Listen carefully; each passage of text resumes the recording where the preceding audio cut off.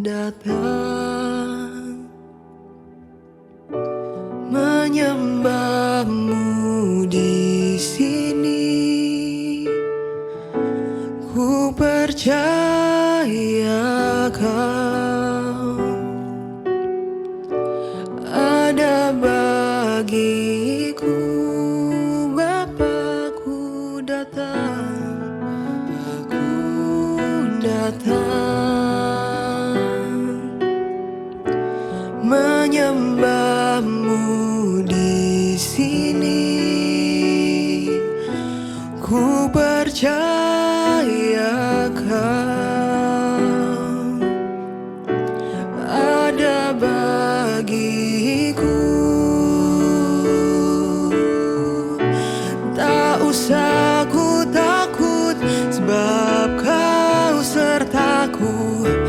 Tak usah ku bimbang, Kau di dalamku. Tak usah ku cemas, Kau penghiburku. Saat ku lemah, Kau kuatku. Ku nyanyi haleluya, ku nyanyi haleluya. Sungguh Kau hebat, ajaib perkasa perbuatanmu. Ku nyanyi haleluya, nyanyi haleluya. Ku nyanyi haleluya. Sungguh Kau hebat, ajaib perkasa perbuatanmu. Tak usah ku takut dan tak usah ku gentar, dan tak usah ku takut, sebab Kau sertaku. Tak usah ku bimbang, Kau di dalamku. Tak usah ku cemas, Kau penghiburku. Saat ku lemah, Kau kuatku. Dan ku nyanyi haleluya, ku nyanyi haleluya. Sungguh Kau hebat, ajaib perkasa perbuatanmu. Ku nyanyi haleluya, nyanyi haleluya. Ku nyanyi haleluya. Sungguh Kau hebat, ajaib perkasa perbuatanmu. Di hidupku, ku ingin menyembahmu Yesus. Ku ingin menyembahmu Tuhan. Ku ingin menyembahmu sepanjang hidupku. Karena Kaulah yang layak untuk disembah. Karena Kaulah yang layak ditinggikan. Haleluya.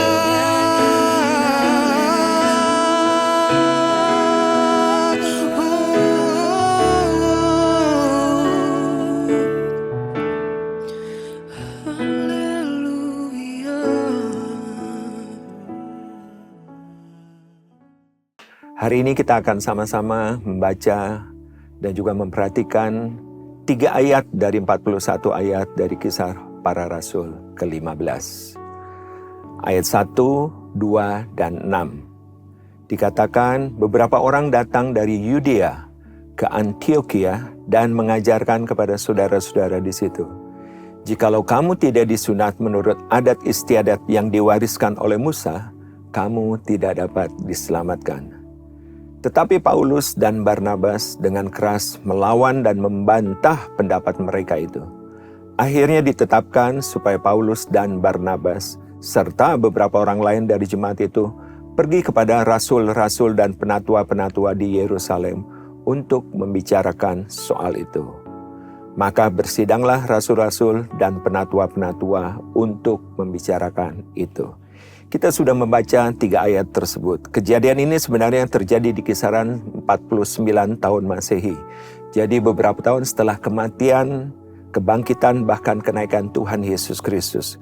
Gereja mengalami pertumbuhan yang sedemikian pesatnya, bukan hanya terjadi di kalangan orang Yahudi, namun juga terjadi di kalangan orang-orang bukan Yahudi yang memutuskan untuk mereka bergabung dengan iman Kristen.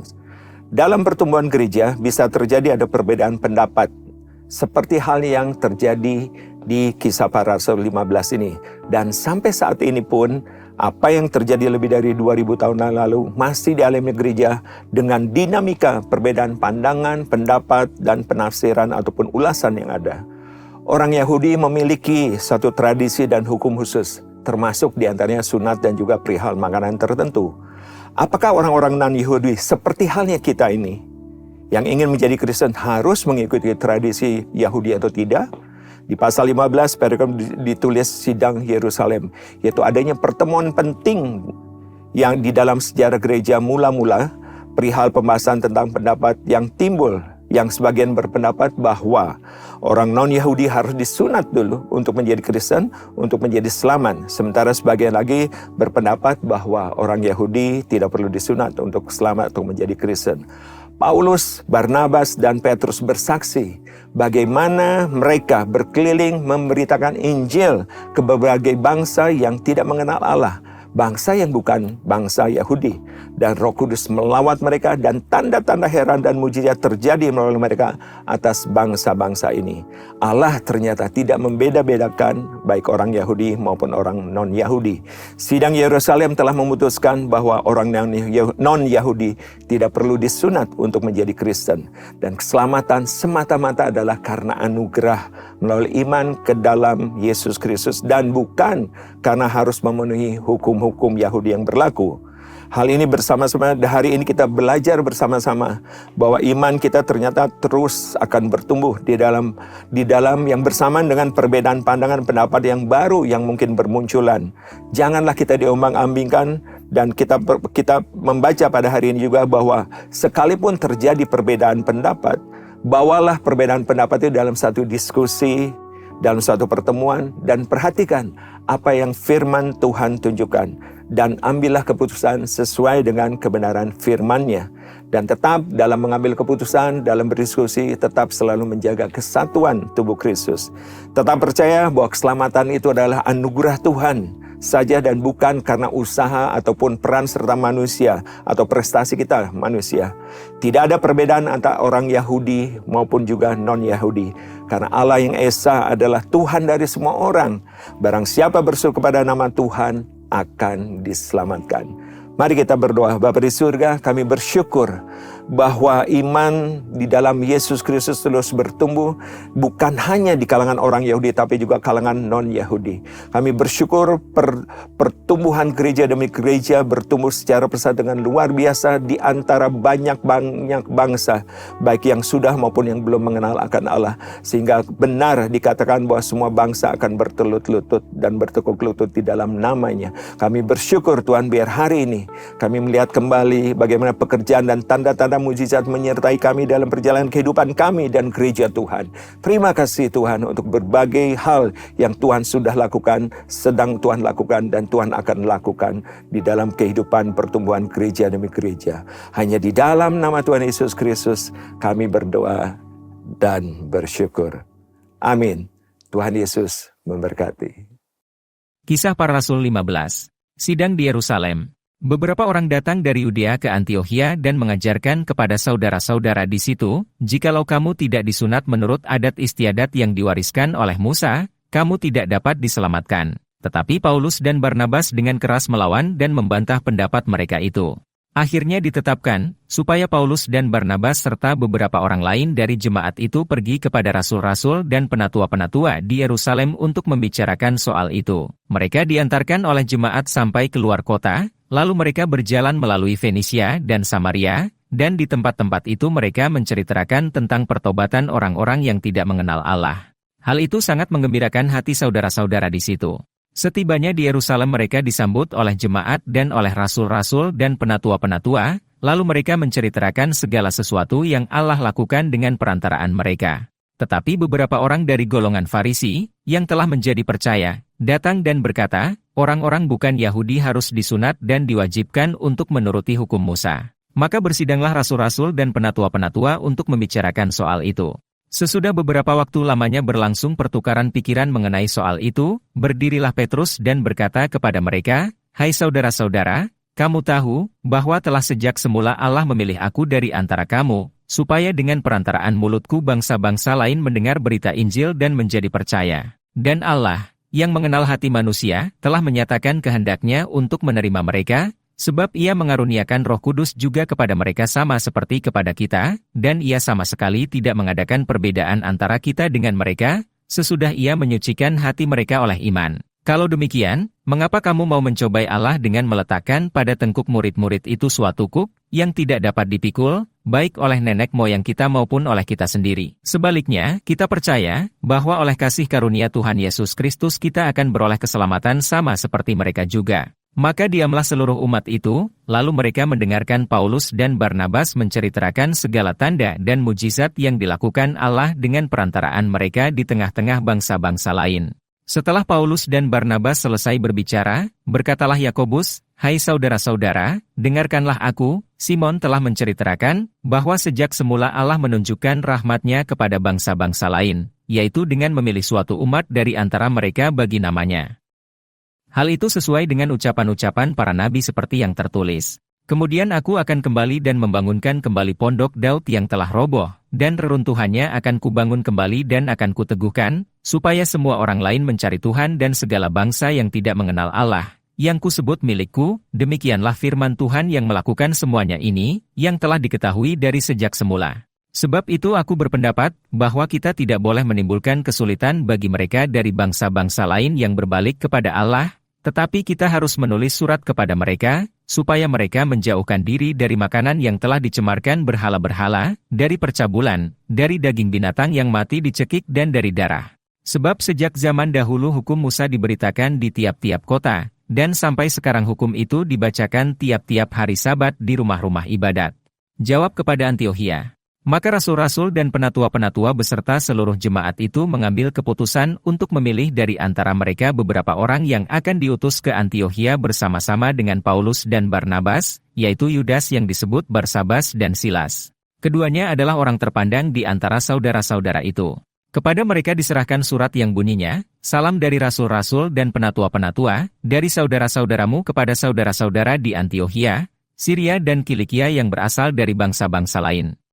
Kami telah mendengar bahwa ada beberapa orang di antara kami yang tiada mendapat pesan dari kami, telah menggelisahkan dan menggoyangkan hatimu dengan ajaran mereka. Sebab itu dengan bulat hati kami telah memutuskan untuk memilih dan mengutus beberapa orang kepada kamu bersama-sama dengan Barnabas dan Paulus yang kami kasihi, yaitu 2 orang yang telah mempertaruhkan nyawanya karena nama Tuhan kita Yesus Kristus.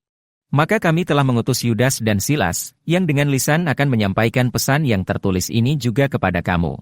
Sebab adalah keputusan Roh Kudus dan keputusan kami, supaya kepada kamu jangan ditanggungkan lebih banyak beban daripada yang perlu ini, kamu harus menjauhkan diri dari makanan yang dipersembahkan kepada berhala, dari darah, dari daging binatang yang mati dicekik dan dari percabulan. Jikalau kamu memelihara diri dari hal-hal ini, kamu berbuat baik. Sekianlah, selamat." Setelah berpamitan, Yudas dan Silas berangkat ke Antiokhia. Di situ mereka memanggil seluruh jemaat berkumpul, lalu menyerahkan surat itu kepada mereka. Setelah membaca surat itu, jemaat bersukacita karena isinya yang menghiburkan. Yudas dan Silas, yang adalah juga nabi, lama menasihati saudara-saudara itu dan menguatkan hati mereka. Dan sesudah beberapa waktu keduanya tinggal di situ, saudara-saudara itu melepas mereka dalam damai untuk kembali kepada mereka yang mengutusnya. Tetapi Silas memutuskan untuk tinggal di situ. Perselisihan antara Paulus dan Barnabas. Paulus dan Barnabas tinggal beberapa lama di Antiokhia.